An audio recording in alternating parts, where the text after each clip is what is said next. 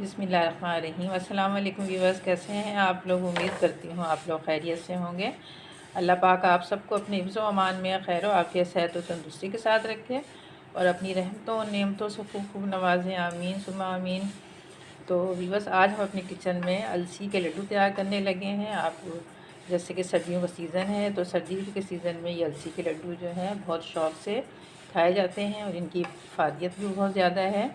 तो उसके लिए भी बस मैंने 500 ग्राम जो अलसी है वो ड्राई रोस्ट होने के लिए रख दी है। तो जैसे ही हमारी अलसी ड्राई रोस्ट हो जाएगी, यानी इसका थोड़ा सा कलर चेंज हो जाएगा और जब ये रोस्ट होती है तो ये हल्का सा फूलना स्टार्ट हो जाती है। तो जब तक हम इसको रोस्ट कर लेते हैं और उसके बाद जो हम आगे का प्रोसेस स्टार्ट करेंगे। तो यहाँ पे भी बस हमारी अलसी को मुझे रोस्ट करते हुए तकरीबन 5 से 6 मिनट हो चुके हैं। आप देख सकते हैं इसका कलर भी चेंज हो गया है। पहले ये लाइट कलर की, अब थोड़ी सी डार्क हो गई है। और दूसरा ये है कि जब ये रोस्ट हो जाती है तो इसमें से पट पट की आवाज़ आना शुरू हो जाती है। आप देख सकते हैं इसमें से आवाज़ आ रही है। तो अब मैं चूल्हे की फ्लेम बंद करके इसको उतार रही हूँ और इसको हम ठंडा कर लेते हैं।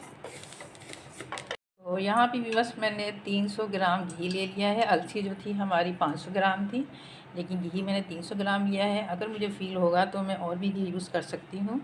अगर आप चाहें तो आप बराबर का भी यूज़ कर सकते हैं, लेकिन चूँकि अलसी में भी थोड़ी चिकनाई होती है इसलिए मैंने घी कम ही लिया है। और इस घी को मैंने गर्म कर लिया है और यहाँ पे मैंने 500 ग्राम आटा लिया है।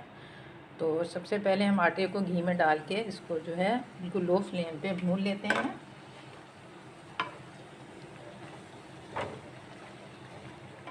तो जितनी मेरी अलसी थी 500 ग्राम, उतना ही मैंने आटा लिया है।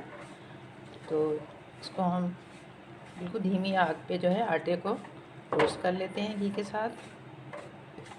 तो आप चाहें तो आप घी जो है बराबर का भी ले सकते हैं, लेकिन कम भी ले सकते हैं।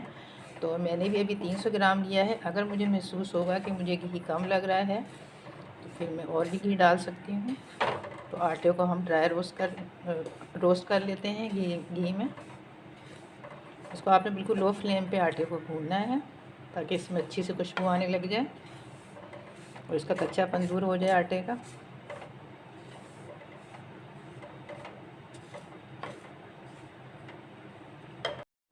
तो यहाँ पे भी बस आटे को लो फ्लेम पे मैंने रोस्ट कर लिया है। तो आप देख सकते हैं इसका आटे का कलर भी चेंज हो गया है। और जो मैंने 300 ग्राम घी डाला था, आप देख सकते हैं आटे ने अच्छे से अपने अंदर एब्जॉर्ब कर लिया है। और आटे को जो है भूनने के बाद एक खुशबू सी इसमें आने लग गई है। तो अब मैं जो है इसको आटे को भी नीचे उतार लेती हूँ। हमारा जो आटा है वो भी फ्राई हो चुका है।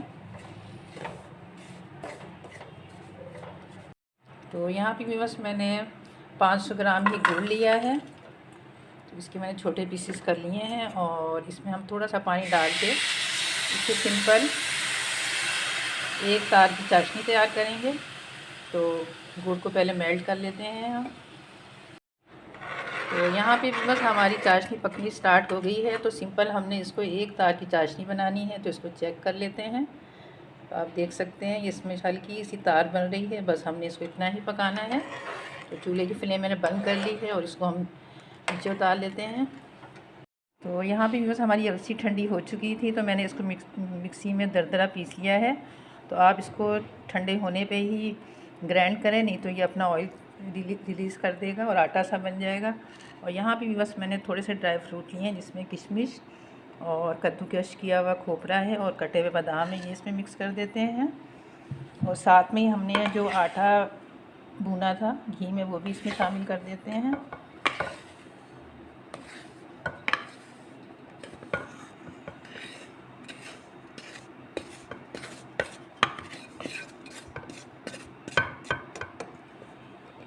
तमाम चीज़ों को हम एक दफ़ा मिक्स कर लेते हैं और उसके बाद जो हमने चाशनी तैयार की थी वो भी इसमें शामिल कर देंगे।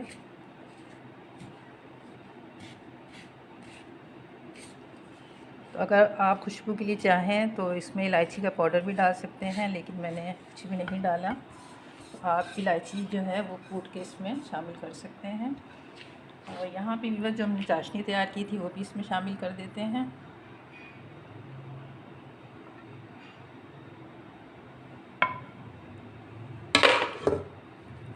इस तरह करके हम तमाम चीज़ों को अच्छे से मिक्स कर लेते हैं।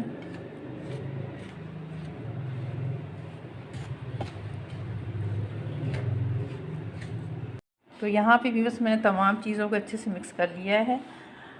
अब यहाँ पे व्यूअर्स मैं हाथों को थोड़ा सा घी लगा लेती हूँ, घी ऑयल लगा के। तो अब हम इसके जो है लड्डू बनाना स्टार्ट करें। एक दफ़ा हाथ से ही मिक्स कर लेते हैं इसको।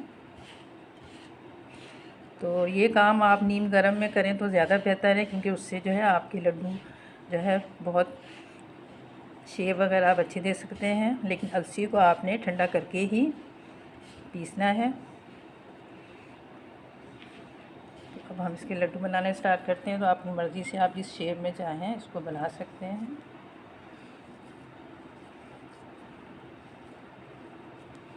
तो इस तरह आप एक पोर्शन लें और लेने के बाद आप इसको लड्डू की शेप दे दें। साइज़ आप अपनी मर्ज़ी से छोटा बड़ा जैसा भी चाहे आप बना सकते हैं। तो इस तरह करके भी हम तमाम लड्डू जो है वो तैयार कर लेते हैं।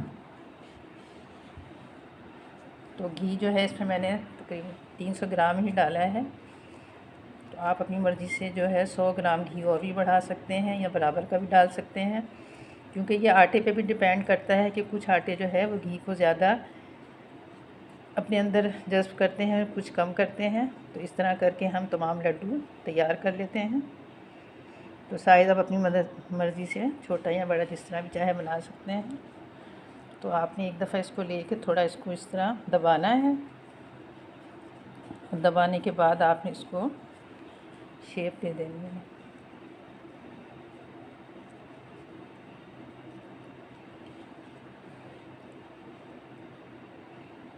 तो यहाँ पे भी बस हमारी अलसी की तमाम लड्डू तैयार हो चुके हैं। इनको अलसी की पिनियाँ भी कहते हैं। तो कुछ मैंने छोटे साइज़ में बनाई हैं और कुछ मैंने बड़े साइज़ में बनाई हैं। तो सर्दियों के मौसम में अलसी के लड्डू खाने का बहुत फ़ायदा है। ये बहुत इसमें ताकत होती है और हमें जो है सर्दी से ये महफूज रखते हैं। ये अलसी ऐसी चीज़ है। तो ये सर्दी गर्मी दोनों में ही इस्तेमाल किया जा सकता है, लेकिन सर्दी में चूँकि मौसम ठंडा होता है तो जो इसकी फ़ायदियतें और भी ज़्यादा हो जाती है। तो इसमें से एक मैं आपको तोड़ के दिखाती हूँ। अब ये थोड़े से खुश्क हो गए हैं, तो आप देख सकते हैं। तो हमारे मज़ेदार से अलसी के लड्डू तैयार हैं। तो बस आप अगर अपनी मर्ज़ी से चाहें तो इसमें चीनी भी ऐड कर सकते हैं, लेकिन मैंने इसमें गुड़ यूज़ किया है। तो आप चीनी भी जितनी आपकी अलसी होगी उतनी ही यूज़ करेंगे और एक ताज़ी की चाशनी बनाएंगे। तो बस उम्मीद करती हूँ आपको हमारी आज की रेसिपी ज़रूर पसंद आई होगी। अगर आपको हमारी आज की रेसिपी पसंद आई है तो हमारी इस वीडियो को खूब लाइक और शेयर करें अपने बाप दोस्त साथियों के साथ, और हमारे चैनल को भी ज़रूर सब्सक्राइब करें और घंटी के बटन को भी ज़रूर प्रेस करें, ताकि आने वाली नई वीडियो की नोटिफिकेशन आपको सबसे पहले मिल सके। तो मिलते हैं नेक्स्ट वीडियो में एक नई रेसिपी के साथ। जब तक के लिए अल्लाह हाफिज़।